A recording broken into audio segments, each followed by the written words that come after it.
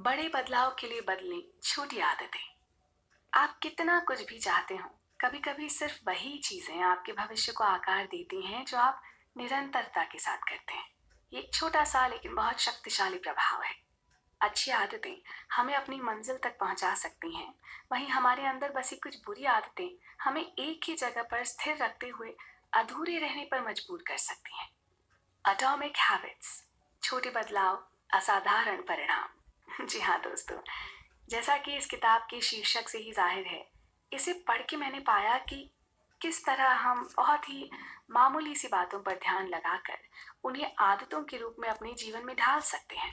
नमस्कार, मैं हूं पल्लवी और आइए चलते हैं एक ऐसे सफर पर जहां जीवन को सफल बनाने के कारगर उपाय बताए जा रहे हैं, लेखक जेम्स क्लियर की लिखी इस किताब के सार में, जिसमें अपनी आदतों को बदलने और हर दिन कुछ बेहतर होने की बहुत ही आसान राह बताई गई है। एटॉमिक हैबिट्स एक ऐसी प्रैक्टिकल गाइड है जिसमें अच्छी आदतें कैसे बनाएं, बुरी आदतों को कैसे छोड़ें और हर दिन कैसे 1% बेहतर बने, इस बारे में विस्तार से बताया गया है। मुझे यकीन है कि आपको आदतों और सुधार के विषय पर इससे अधिक कारगर किताब नहीं मिलेगी। लेखक के अनुसार यहाँ ये जानना जरूरी है कि अगर आपको अपनी आदतों को बदलने में परेशानी हो रही है, तो समस्या आप नहीं है, समस्या है आपका सिस्टम।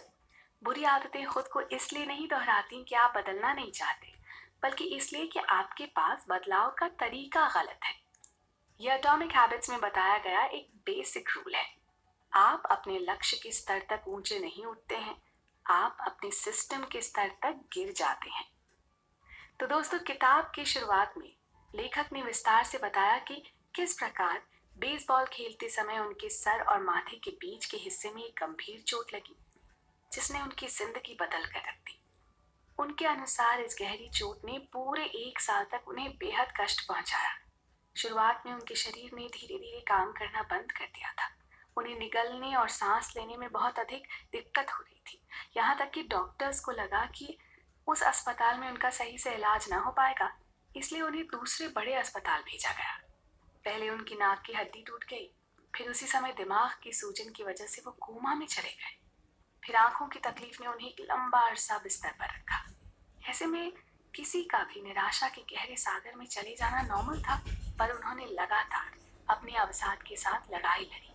उनके माता पिता और पूरे परिवार ने भी इस बीच बहुत कष्ट सहा, पर उन सब ने हार नहीं मानी। अपने उपचार के दौरान एक सीधी लकीर पर चलना भी उनके लिए कभी कभी बहुत मुश्किल होता था। पर इस कठिन परीक्षा से गुजरकर वो पूरे 1 साल बाद फिर उसी बेसबॉल ग्राउंड में पहुंचे। लेकिन उन्हें इस बात से बहुत दुख हुआ कि जिस खेल को उन्होंने अपना पूरा जीवन दिया था, वो आज उस खेल को खेलने के लायक नहीं थे। महीनों के पुनर्वास के बाद भी उन्हें खेलने के लिए फिट नहीं माना गया। उस दिन वो अपनी कार में बैठकर बहुत रोए, पर उन्होंने हिम्मत नहीं हारी और अपनी प्रैक्टिस जारी रखी। वो अपने इस पसंदीदा खेल को एक पेशेवर खिलाड़ी की तरह खेलना चाहते थे। हाई स्कूल में बेहद खराब प्रदर्शन के बाद भी उन्हें ये विश्वास था कि एक दिन वो इस खेल के महान खिलाड़ी बनेंगे। उनके पिता भी इस खेल को पेशेवर तौर पर खेलकर अपना नाम बना चुके थे। वो ये भी जानते थे कि हालात बदलने के लिए उन्हें ही पुरजोर कोशिश करनी होगी। महीनों अस्पताल के बेड पर घायल पड़े हुए उन्होंने सिर्फ इस मैदान में लौट आने की कामना की थी, और चोट लगने के पूरे 2 साल बाद उन्होंने कॉलेज में दाखिला लिया। और वो उनके जीवन का निर्णायक मोड़ था, एक नई शुरुआत। ये वही जगह थी जहां उन्होंने पहली बार जाना कि छोटी आदतों के कितने बड़े और महत्वपूर्ण परिणाम हो सकते हैं। आदत आपका वो व्यवहार जो नियमित रूप से नजर आता है, और किस तरह ये व्यवहार आपका जीवन बना सकता है या फिर बिगाड़ सकता है, हम जानेंगे इस किताब के सार में। आप बने रहिएगा हमारे साथ हमारे सफर में।